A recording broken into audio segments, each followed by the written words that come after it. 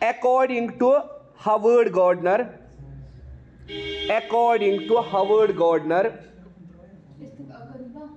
intelligence is not a single entity. According to Howard Gardner, intelligence is not a single identity. According to Howard Gardner, intelligence is not a single single entity. ENTITY. Rather than distinctive types of intelligences exists. Distinctive types of intelligence exists. Rather than distinctive types of intelligences exists. Full stop. Each of these intelligences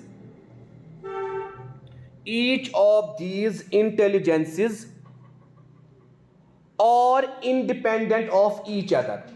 Each of these intelligences are independent of each other.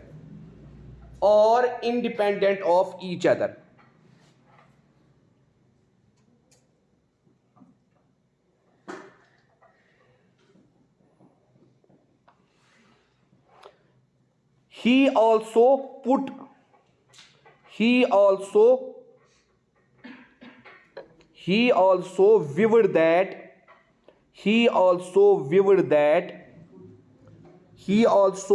that different types of intelligences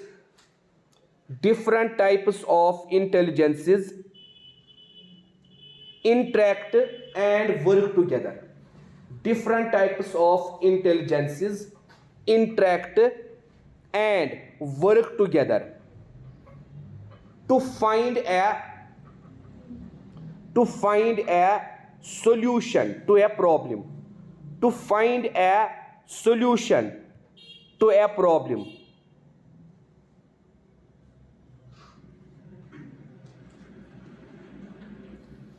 उसके बाद gardener studied, इसी के साथ बेटा, Gardner studied extremely talented persons.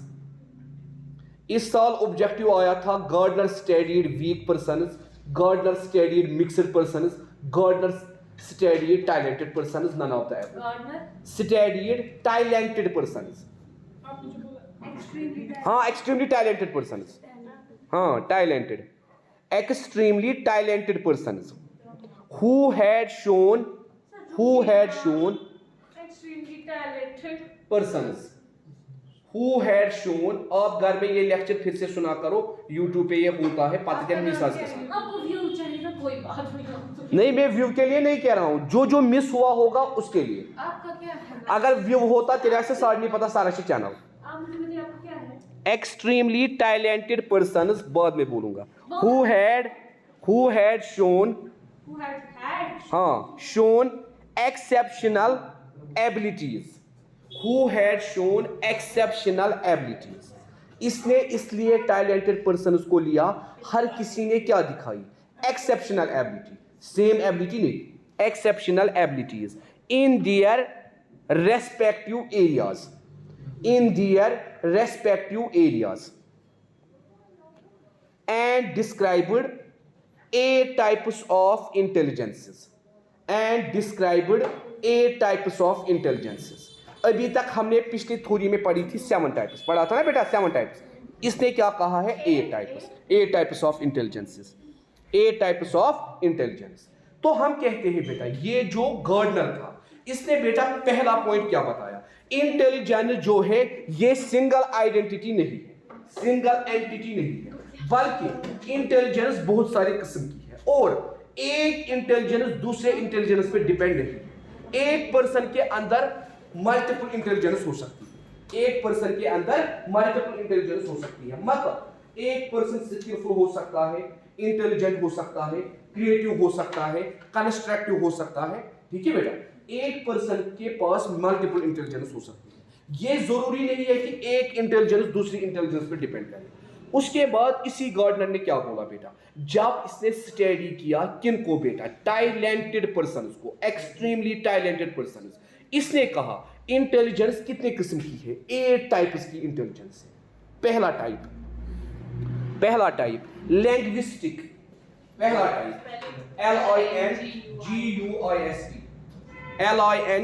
LINGUIST, linguistic, ठीक है बेटा, पहला टाइप लैंग्विस्टिक।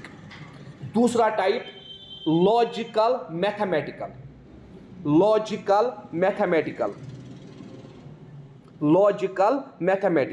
तीसरा बेटा स्पेशियल, यह हमने परसों भी पढ़ा, SPATIAL, स्पेशियल, TIAL। चौथा बेटा म्यूजिकल।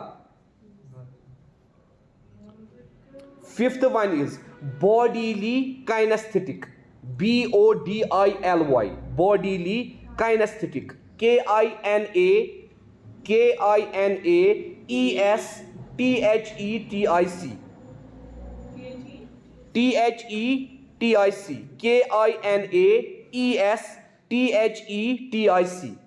Kinaesthetic, bodily kinesthetic. उसके बाद बेटा इंटरपर्सनल,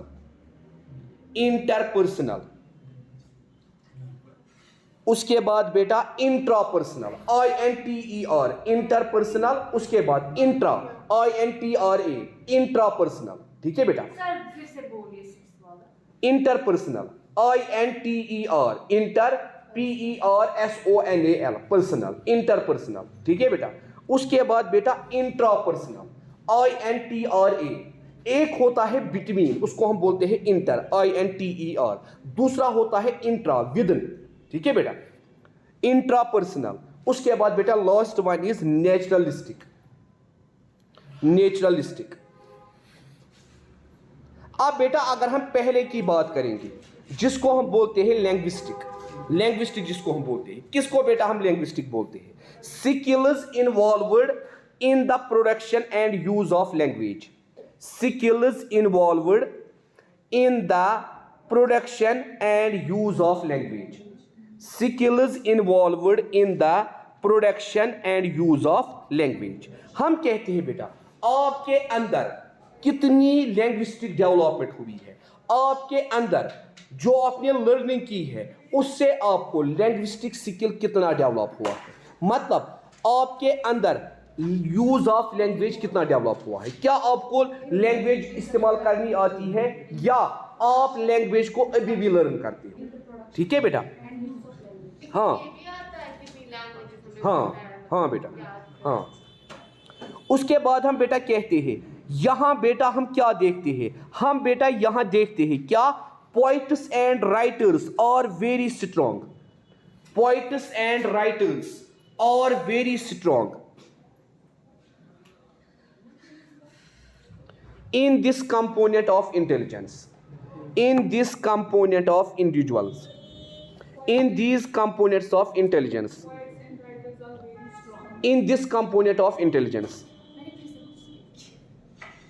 क्योंकि बेटा ये इंटेलिजेंस आपको बोलती है आप लोगों का वर्ड पावर कैसा है, वर्ड आप कैसे बनाते हो, थॉट आप कैसे बनाते हो, लैंग्वेज को आप कैसे यूटिलाइज करते हो, लैंग्वेज को आप कैसे स्पीक करते हो, लैंग्वेज को आप कैसे इस्तेमाल करते हो। इसीलिए क्लास में एक लड़की अच्छी पोइम लिख पाती है, रिमेनिंग जो लड़कियां होती है थॉट की प्रॉब्लम, यूज ऑफ लैंग्वेज की प्रॉब्लम, वर्ड्स की प्रॉब्लम, ग्रामेटिकल सेंस, ठीक है बेटा।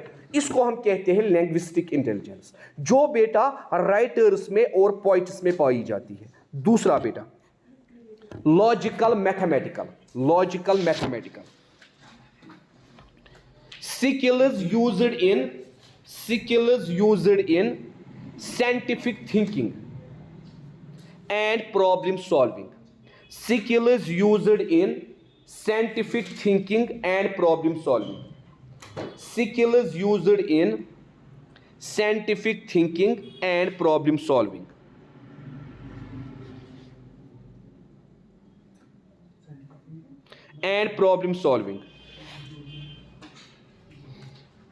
persons high on this intelligence, persons high on this intelligence, on this type of intelligence. Persons high on this type of intelligence can think logically and critically. Can think logically and critically. Persons high on this type of intelligence can think logically and critically. बेटा कितने आप में से ऐसे लोग हैं जिनको बेटा थॉट्स की प्रॉब्लम है, जो अपनी प्रॉब्लम खुद सॉल्व नहीं कर पाते हैं, अपनी प्रॉब्लम औरों के साथ शेयर करते हैं, उनसे सॉल्यूशन लेते हैं, उसके बाद ये सोचते हैं हमारे दिमाग में ये सॉल्यूशन क्यों नहीं आया। हम कहते हैं थिंकिंग सब करते हैं, but what is the difference between logical thinking, critical thinking and simple thinking. Simple thinking सारे लोग करते हैं, मगर सॉल्यूशन किसको मिलता है? लॉजिकल थिंकिंग, क्रिटिकल सोचते सारे हैं, रीजन किनको मिलता है? Logical thinking, critical. तो ऐसे लोग जिनके पास ये कैपेबिलिटी है उनको हम बेटा कहते हैं उनके अंदर ये इंटेलिजेंस है, लॉजिकल, मैथमेटिकल। अब देखिए बेटा ये किन किन के पास होती है, ये होती है scientists and Nobel prize winners, scientists and Nobel prize winners and Nobel prize winners. ठीक है बेटा, इन दो लोगों के पास ये इंटेलिजेंस होती है। ठीक है बेटा, उसके बाद तीसरा type special, special, SPATIAL, special, तीसरा type. Skills in forming visual images and patterns. जोहा को अक्सर अपने फोन का लॉक भूल जाता है। Skills in forming visual images and patterns. आपके अंदर कितना स्किल है, आप किसी इमेज को या पैटर्न को याद रख पाते हो। मतलब आपने घर में नक्शा बनाया, कोई भी नक्शा आपने बनाया, क्या आपके दिमाग में ये नक्शा है अगर ये जिस पेपर पे आपने ये बनाया ये खो गया, आप नया बना सकती हो? या आपने कोई पैटर्न बनाया, कितने टाइम तक ये पैटर्न आपको याद है? मैं आपको आज एल्बम दिखाऊंगा, कोई फोटो का एल्बम, कल तक आपको कितना याद रहेगा मेरे कौन कौन सा फोटो देखा? आपने 10th क्लास में एक कांसेप्ट पढ़ा है परसिस्टेंस ऑफ फीचर 1/16। ठीक है, मतलब देखो बेटा, अगर आप आज फोटो एल्बम देखते हो, कल मैं आपको फिर से वो दिखाता हूं, मगर मैं उसके अंदर 4 फोटोज नए ऐड करता हूं। आप बोलते हो ये भी मैंने देखा, ये भी मैंने देखा, ये नया है, ये नया है, ये नया है। तो बेटा आपका पावर कितना है कोई इमेज, आपका पावर कितना है कोई पैटर्न याद रखने का? मतलब आधे लोगों को अपने फोन के लॉक का पैटर्न ही मालूम नहीं होता है। ठीक है बेटा, या आधे लोगों को एग्जाम के टाइम प्रॉब्लम होती है, उनको याद ही नहीं रहता है फिगर कैसी थी। एग्जाम में आपको फिगर बनानी है, मतलब कोई डायग्राम बनानी है, फिगर बनानी, मैथमेटिक्स, रेक्टेंगल, स्क्वायर, मतलब अलग अलग चीजें आपको बनानी है। एग्जाम में अक्सर प्रॉब्लम होती है रेक्टेंगल कैसे, स्क्वायर और रेक्टेंगल में क्या प्रॉब्लम, डिफरेंस, कोऑर्डिनेट, पॉलीगन। ठीक है बेटा, तो ये चीजें आपको कैसे याद है, उसी को हम कहते हैं स्पेशियल इंटेलिजेंस। उसके बाद बेटा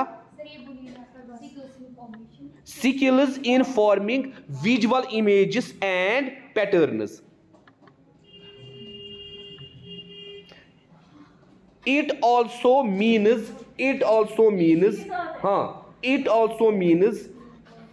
the abilities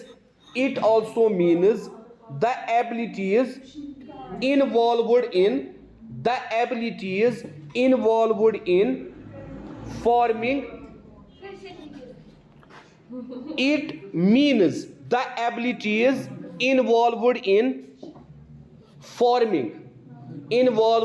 forming, using and transforming mental images. Psychology में हम इस चीज को कैसे इस्तेमाल करते हैं, वो एबिलिटी जिससे हम क्या काम करते हैं बेटा, it means the ability involved in forming, पहले फॉर्म करते हैं, उसके बाद यूजिंग, उसको यूज करते हैं, एंड ट्रांसफॉर्मिंग मेंटल इमेजेस, हमारे दिमाग के अंदर कौन सी इमेज बनी और हमने उसको बनाया।